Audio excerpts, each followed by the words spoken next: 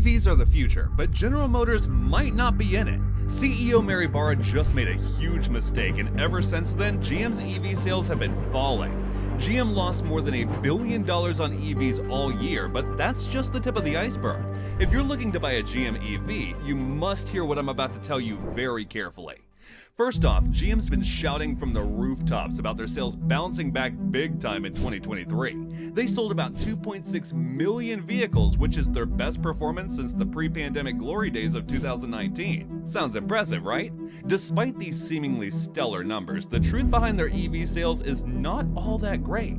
Out of these millions of vehicles, only 75,883 were EVs. Yeah, you heard that right. Just 2.9% of their total sales were electric cars. And to add a bit of salt to the wound, a huge chunk of those were the now discontinued Chevrolet Bolt models. And now, to save face, Mary Barra is throwing incentives around like crazy. GM is offering $7,500 discounts on models that no longer qualify for tax credits. But why does no one want to buy an EV made from General Motors? There are three major reasons why buying a GM EV might be a bad idea, but before we talk about that, let me tell you how even the GM dealers are now protesting against the company. Now, GM has been betting big on this new lineup called Ultium EVs, which includes some fancy rides like the Cadillac Lyriq, Chevrolet Blazer EV, and more. But here's the catch. The Ultium EVs only accounted for 7,000 sales in Q4. That's it. Compared to the retiring Bolt models, Ultium sales are just a drop in the bucket. And it's not for lack of trying. They've got 5 models under their banner with more on the way. But between production delays and issues with their Chinese partners, CEO Mary Barra is constantly seeing huge losses. But the worst part was when their own dealers went against them. GM had about 2,000 places where you could buy a Buick. But they told their dealers, hey, if you want to keep selling Buicks, you need to get ready to sell electric cars. Getting ready means spending a lot of money, like around $300,000 to set up charging stations and teach everyone at the dealership about EVs. That's a lot of cash. Now guess what?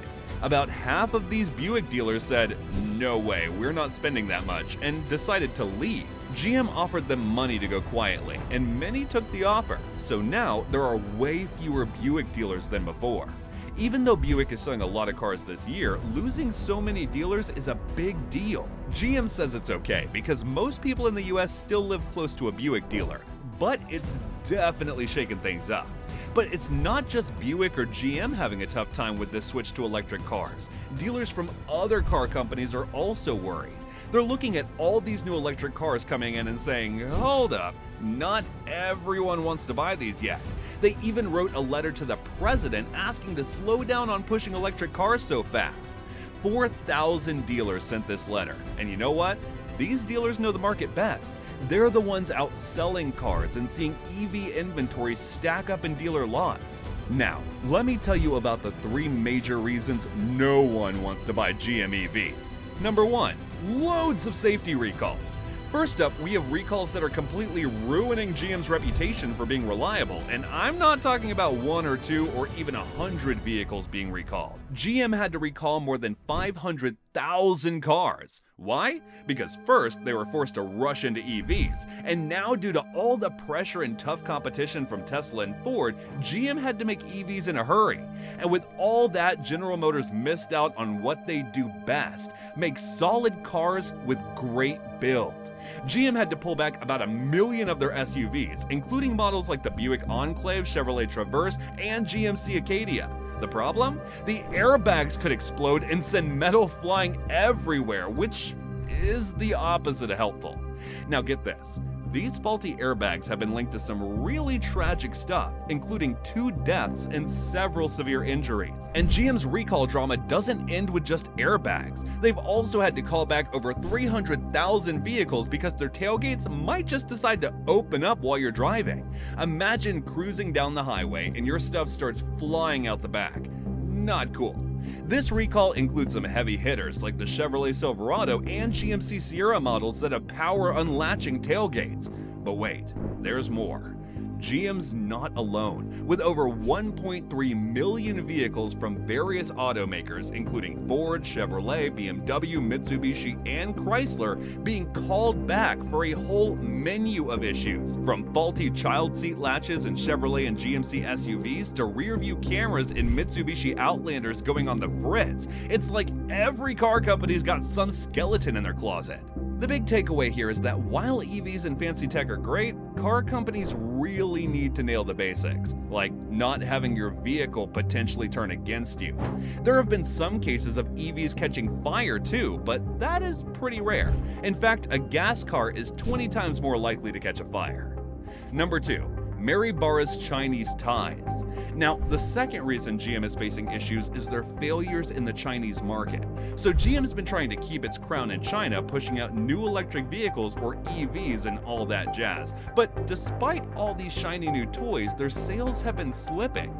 For the first time since 2009, they actually sold more cars back home in the US than in China. GM's joint venture partner Wuling actually did pretty well, all things considered. They sold 1.2 million vehicles, only a tiny drop from the previous year. They make this little EV called the Wuling Hongguang Mini EV, and it's been a hit. Mary Barra is thinking about whether or not a mini EV like this would be good for the US market. Buick also saw a 20% sales drop along with Chevrolet and Cadillac. So why is this happening in China? GM's got a few theories. For starters, the whole car market in China has been a bit of a roller coaster thanks to COVID-19 and all the disruptions it brought. But there's more to it. There's been a shift in the wind towards domestic Chinese car brands, which are getting better and more appealing, partly fueled by a sense of nationalism and partly because they're just making some really cool, well-priced cars now. BYD is even beating Tesla when it comes to sales.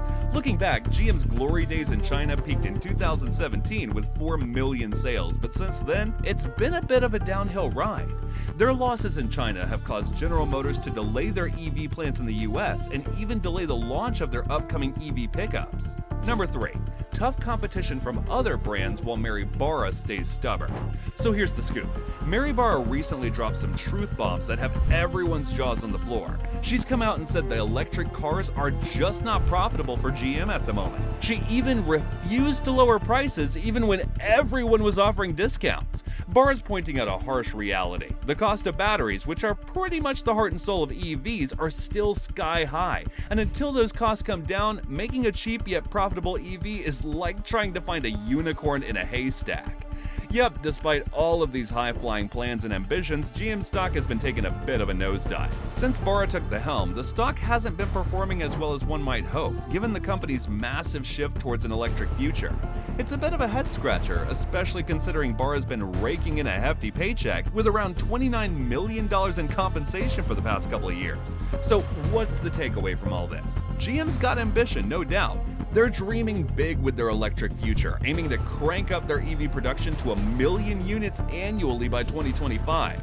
But dreams are one thing and reality is another. They've got some serious catching up to do, especially with the clock ticking on their 2035 all-electric goal.